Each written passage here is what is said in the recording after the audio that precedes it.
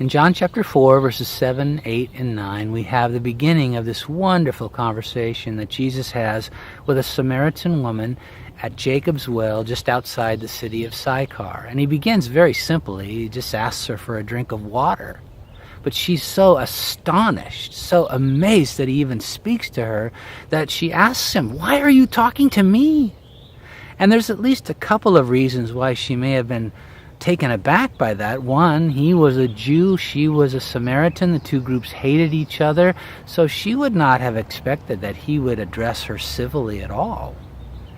And then there's the whole thing borne out by the context of the rest of the chapter that make it clear this was a woman who was ostracized from her peer group, the other women in town, because of her reputation for sleeping around. That's why she's there drawing water in the middle of the day instead of coming out with the rest of the ladies at a more appropriate hour.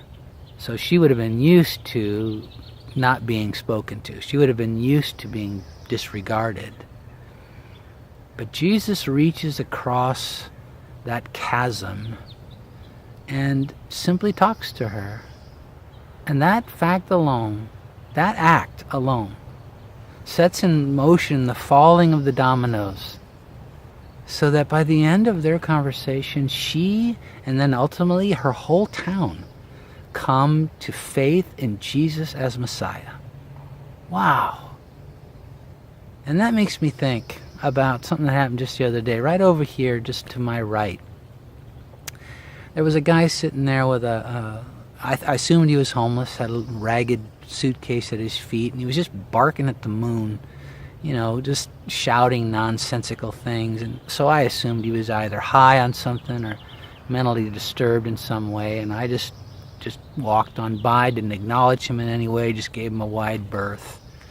And I'm not sure I would have or should have done anything different than that, except that it makes me wonder why it's so easy for me to disregard people, to be able to just act like they're not even there.